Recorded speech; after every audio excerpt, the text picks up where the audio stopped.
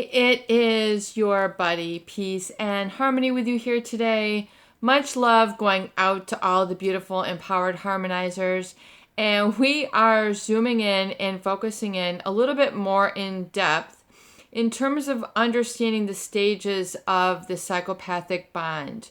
When you are in close corners, close proximity, close location around someone who is psychopathic, there is unequivocally, beyond the shadow of a doubt, that there's going to be a negative impact or influence on your life that has you feeling lost, scared, terrorized, empty, and really sort of a blank hopelessness, sort of a feeling of isolation or, I am just alone. It's a feeling of isolation or aloneness, even though you are in the world. And so I want to zoom in and focus in a little bit more in depth on understanding how you have arrived where you are at.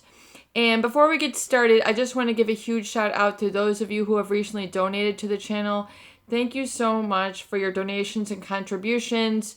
It is helping to keep the channel alive, the lights on, and the content flowing and keeping me inspired.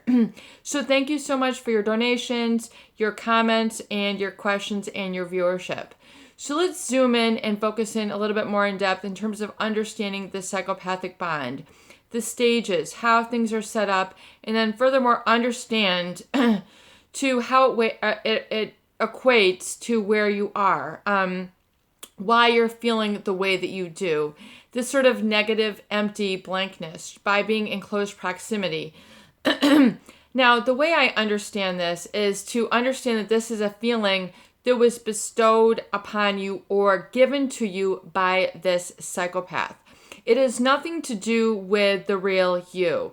This feeling is really, if you think of it as by osmosis, in other words, if you've ever studied in science, the study of osmosis, so how a cell can absorb water or it can penetrate the cell barrier through kind of taking it in and picking up, what is around it energetically. Just like some plants have their leaves that can take moisture from the air, they can pull the moisture in, and so through osmosis, the plant is able to get the water and the moisture and then turn it into chlorophyll, the nutrients it needs. And so if you think of it this way, you're really picking up energetically that emptiness, that lack of emotional richness, that emotional poverty. Snakes in suits, as Dr. Robert Hare and Klecki discuss and describe the emotional poverty of the psychopath. So they do not have any sort of emotions the way that you do. So if you are around them, unequivocally, without a doubt, you are going to pick up that sensation.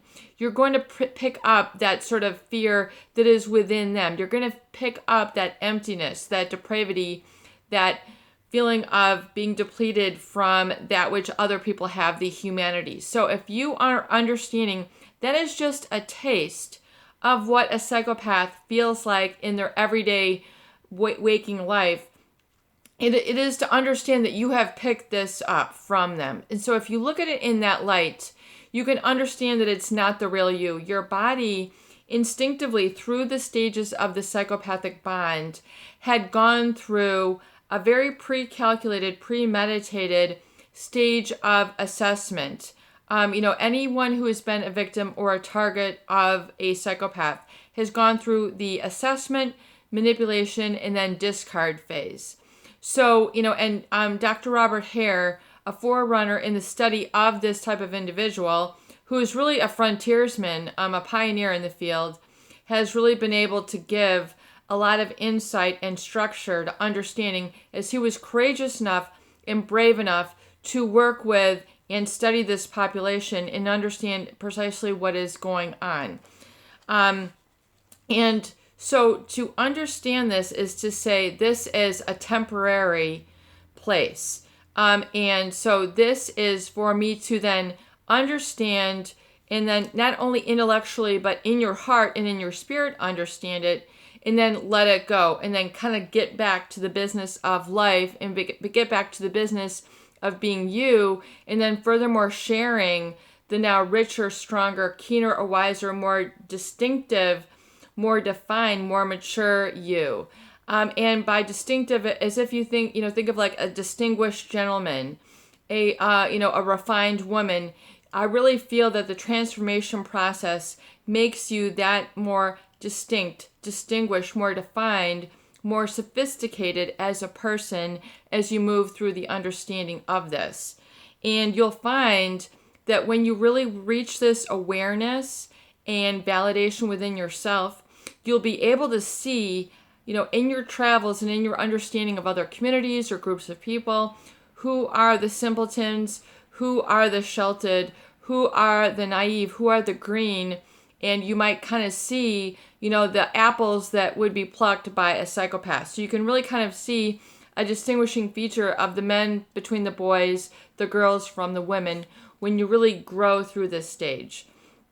And so I really want you to take really a sense of value from this experience, because you need to really value this within yourself. And if you don't value this, you're going to stay at that empty, I am damaged sort of feeling or understanding about yourself. And I don't want you to feel that this is part of you, and then that's furthermore what you're going to portray to the world or give up in your give up in your sort of relationship to the world, that you're feeling damaged or less than as a result of this, because that is a negative assessment or sort of a negative meaning or distinction that you're putting to the experience. And I want you to kind of label it or see it in a new light, really for what it is, and the better person it's making you as part of it.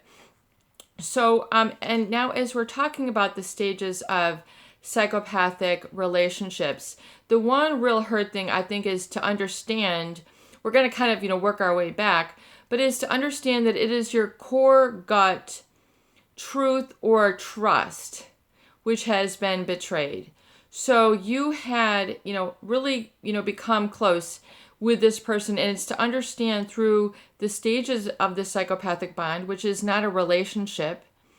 As someone had said, the malignant narcissist, the psychopath, takes hostages. They don't have relationships. They take hostages. So if you understand that it really wasn't a relationship, that will understand kind of that's what got you, through this period of your life, is it was not a relationship. So what you're pining for, what you're wanting, is an actual relationship, not a substitute, not a surrogate, not a relationship with self-medication, not having a relationship with alcohol to take the place of a relationship, not having a relationship with food as a substitute to the relationship. Do you see the parallels? The bottle is always there for me. I can always go to the bottle. I can always, trust isolation, or do you see how, this lack of consciousness then translates to the addiction? It's you're starving, you're asphyxiating yourself. In other words, you're not giving oxygen to your true needs, and to feel okay about satisfying these needs, that this is not a weakness, this is normal, natural, and you can fulfill these stages, these actual needs, self-actualize Abraham Maslow, once you're to understand, really, and sort through these feelings and alchemize it to the positive. So I really feel you need to understand the cause that has created the effect, sort of really dust it off, bust it out, really dive deep and understand it in a psychological sense. The work that we're doing here is to understand this, this mishap, life somewhat gone awry as a result of experiencing this sort of individual, which is not a relationship. So, and sometimes that's scary to acknowledge. This is not your usual Joe Sixpack. This is not your usually, sexy Sally. This is an individual who is to do harm. They are predatories and of this world. And so to understand that is very baffling, scary, etc. But you are on the other side. So you are on hallowed, safe ground. You are in the sacred. You are in the divine. You are now seeing it, you can see the forest for the trees. You can see the ripples of water and understand, that there's universal energy that is springing up here. The positive, healthy ions that are breaking through the oxygenation of the water because you are out of it now. Thank God you are out of it. So thank God that you're no longer in the midst of it is to say amen. So you're kind of like on solid ground. You're not being swept up by the current of the brainwashing, and you're not still stuck in the stages of a psychopathic relationship. And so to understand, so you need to have that gratitude and be able to like actually get to the point of enthusiasm and excitement and say, oh my God, I made it. Be against all odds. I am on solid ground.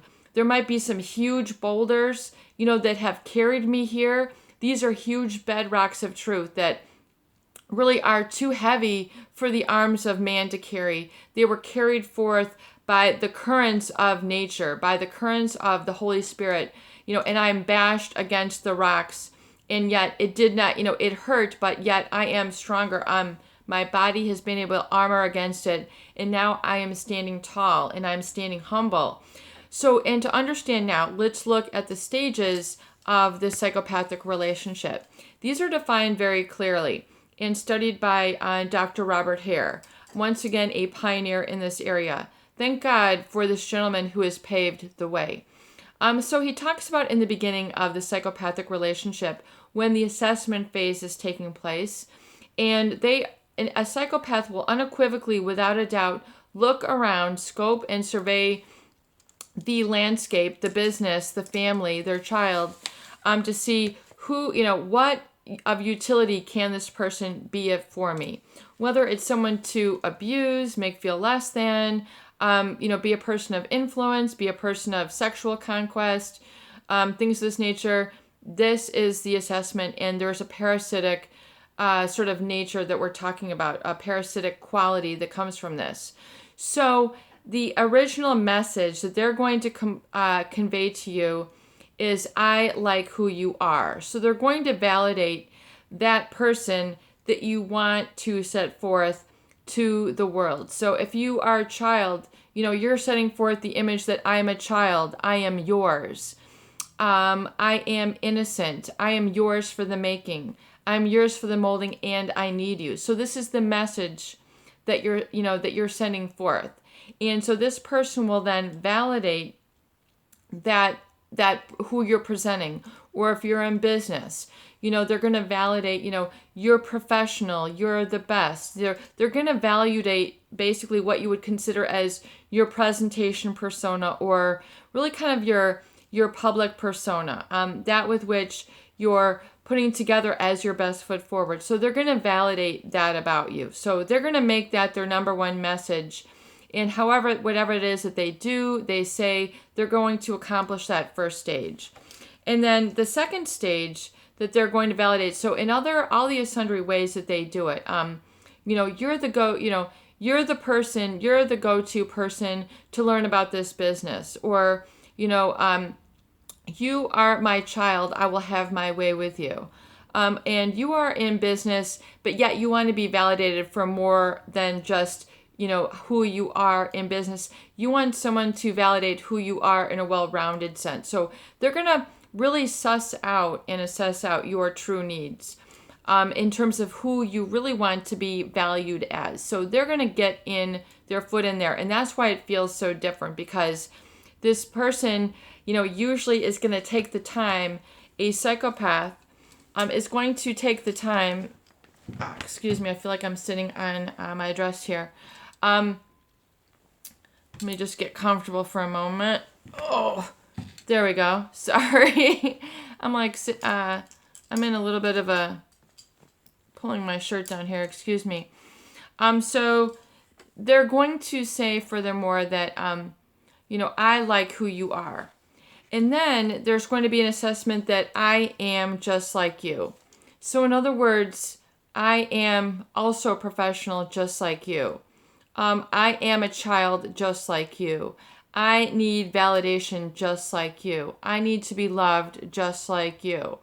I need, you know, I am, learning just like you. So they're going to also format a message, and however they relay it to you, they're going to go out of their way and be very testy to make sure that you are getting this. So they're going to validate, and especially if they're negative and validating, I'm insecure and out of control just like you.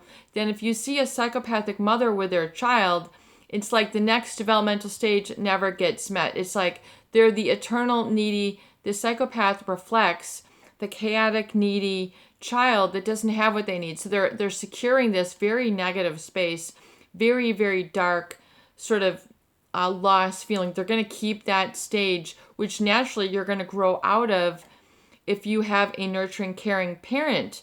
And so really that you get sort of reinforced and stuck at that very dark, lonely, immature stage if you have that psychopathic parent. And so I am just like you. So once again, they will do whatever is required to relay that message to you. So if you think back very quickly in the relationship, how did this psychopath fulfill these first two stages? How did they give you the message? In the privacy of this video, and I apologize if I'm kind of pulling, my neck still hurts and is healing, so it's like really tender here. So thank you for bearing with me in this healing that we're doing here.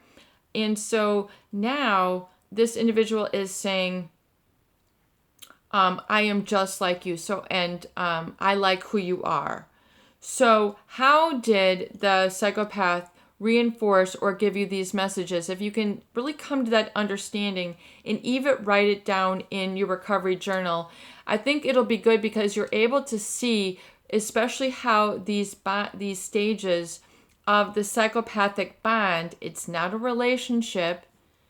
How did the first couple stages get reinforced or conveyed to you? How did they get this? What did they say? What did they do? What were the defining moments that they relayed this to you and communicated this to you?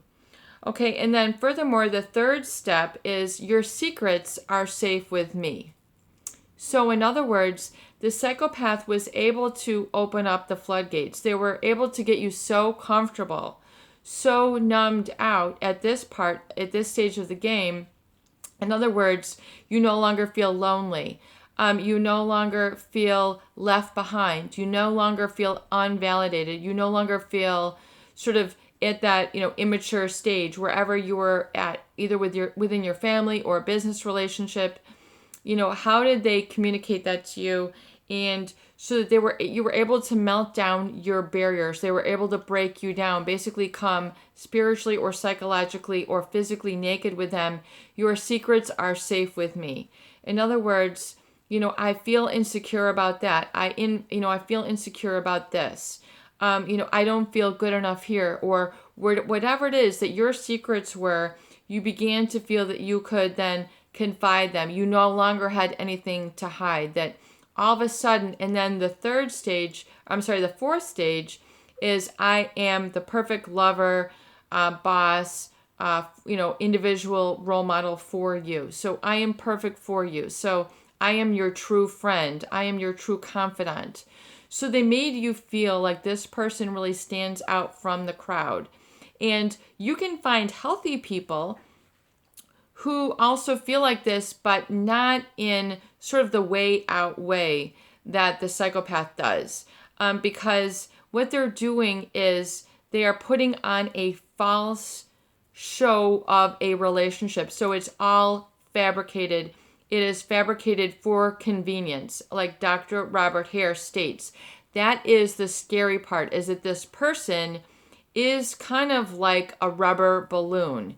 They are kind of like a blow-up doll, but they're an individual flesh. So it's like, and I use a lot of analogies, but this is to really articulate and have you understand. I understand how scary it is, how lost, how isolating, how it leaves you way dangling on the edge of a cliff, by a pinky nail, and you're like, OMG, am I gonna, fall to grave heights where I'm never going to, where I'm never going to come back again, where I'm never going to land foot again? I'm dangling by a pinky and I will never stop falling. I mean, it's that scary. I do understand. And once again, unless you've been through a relationship, or an experience with this sort of situation, the psychopathic bond, most people don't understand the psychological harm that is incurred, the psychological despair, the feeling of isolation in your own home, in life, sort of feeling depersonalized or lost. I understand that. And then a need to cling to something else, the feeling of that you can barely hold on. I understand that unequivocally. That is why we have created the channel here in the first place. So, in other words, it is this point that once again, that you feel that you have this trust, that you can let it all hang out with this person. You can be yourself. Baby, you can drive my car. I mean, you have this feeling of this soulmate experience. It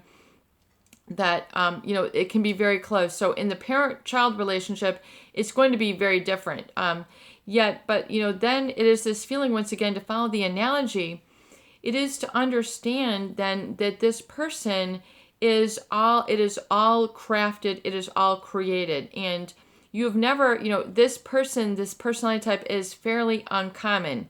4% of the population. So you're not going to come across this type of person or be scoped out or targeted by this type of person unless there's some sort of utility that they're trying to seek from you. So generally, you might only come across one really close encounter in your lifetime. So this might have been it, Let's say amen to that, but let's heal it up. Let's stitch it together so that you don't fall prey again. So even though you were in their midst through, close unawareness, you were not, hitherto before this, you were not aware that this type of person existed. How could you have known? Unless you're going through this. So this is the biggest encyclopedia, is really your lessons of life that you encounter on the journey and the walk of life.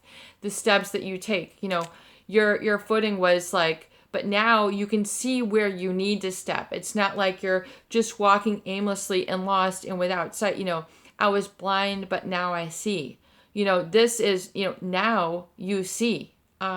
You're seeing it now. You're seeing life with learned eyes. So it's you need to protect this vision. You need to protect your awareness, this new knowledge, this kind of learning of the steps. You need to see this for what it is now. And once again, the person is very scarily, very eerie, like a haunted house that you did not mean to walk into.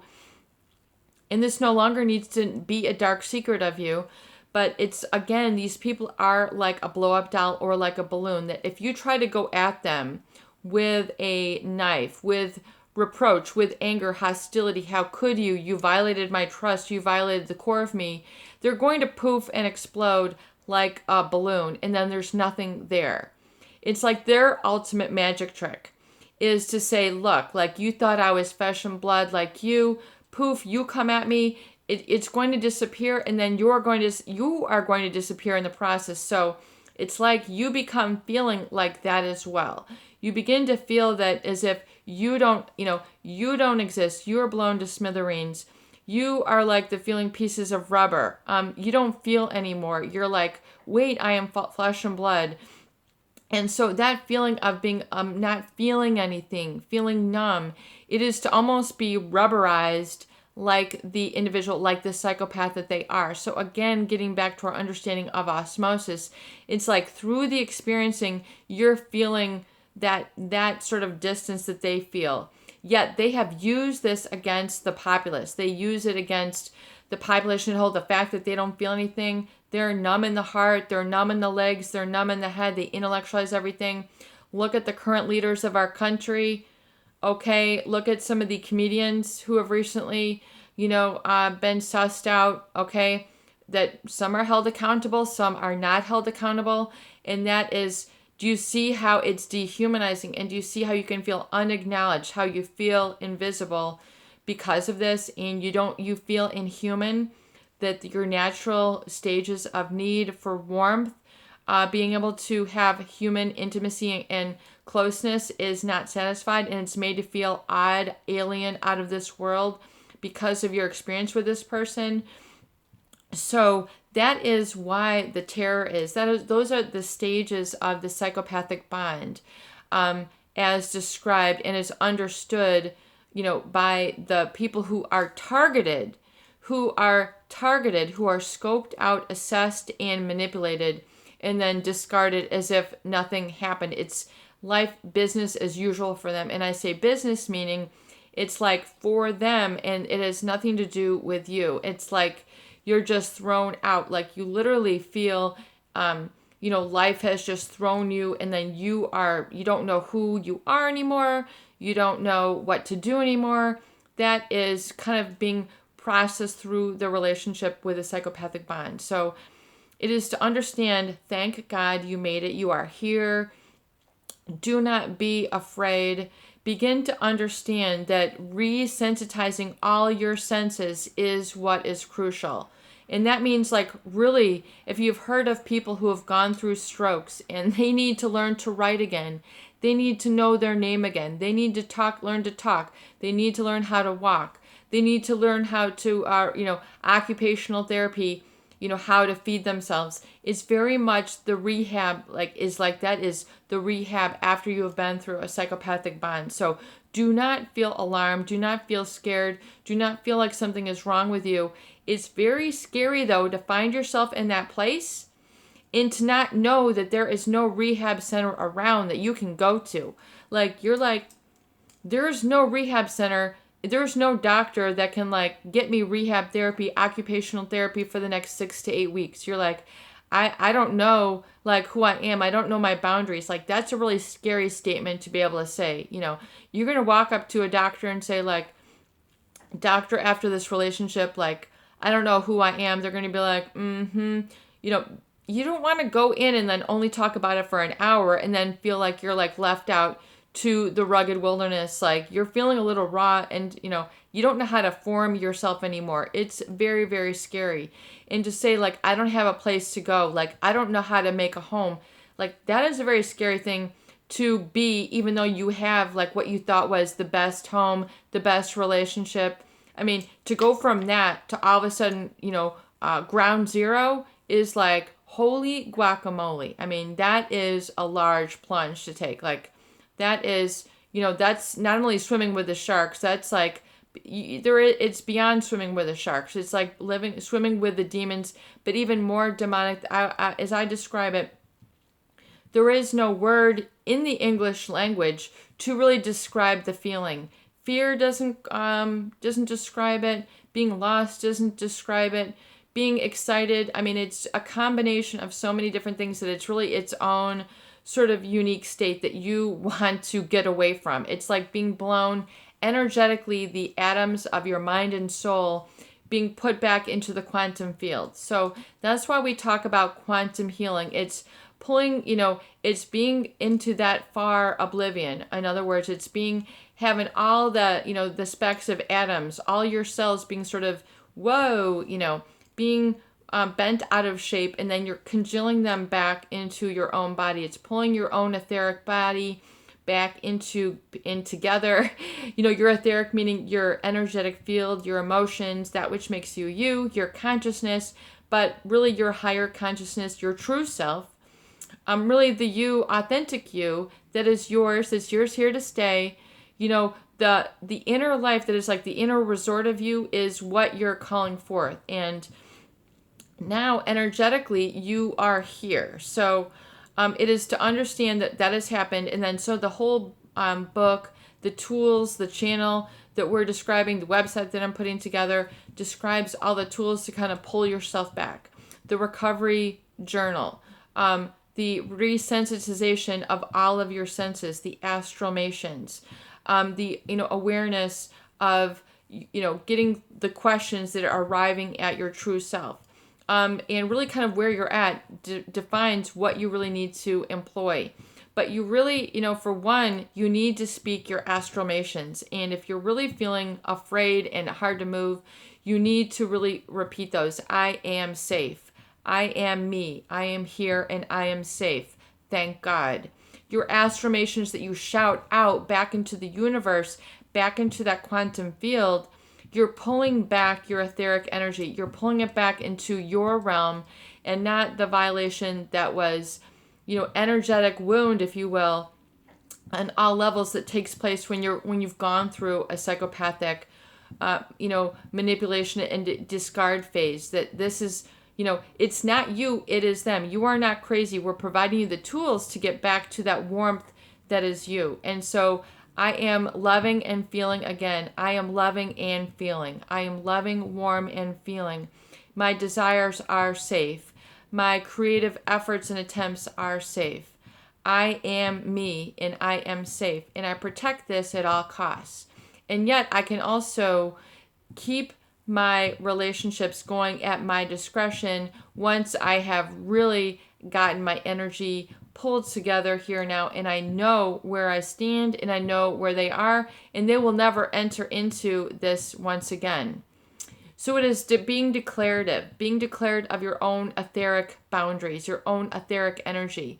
And so it is to know that they will never have access to that humanity, that warmth, that vision, that affection, the attention, the eye contact, the listening, the having a heart for them, your body doing activities for them. They are never again going to have that. So, and the more you take action and make your affirmations and do not gaze upon pictures of them, do not feel lost to their pictures, their Facebook, their testiness, testing the waters. Can I get you back again? Can I get your attention? Can I get your eyes? Can I get your ears? Can I get your heart? Ha, ha, ha. Look, it is that feeling of like, I got you, which is really, where you're feeling made a fool, but beyond a fool, it's feeling that they had gotten all of you. So it's the message that they're trying to say. It is not reality. So once again, be able to define and distinguish yourself between their messages that they're playing, again, the psychopathic trap. Let's just call it, it's not a relationship. It is a quote unquote bond. It is temporary in nature. And it is to understand that is what happened, but you are completely distinct and separate from that type of bond or experience. And it's the rehabilitation that we have here, the tools that we discuss, most importantly, the astralmations and the resensitization of your senses, meaning, reignite your own senses that we talk about in all their forms, including the 6th and 7th sense. And once again, the recovery date and the recovery gift. You need to take the effort, even if it feels like you're out of the zone, the zone of harm from the psychopathic relationship. Your physical attempts, no matter how small, will begin to build up and accumulate, and you'll be sending a powerful message to your subconscious mind. I am not the wound of this. I am not the wound. I am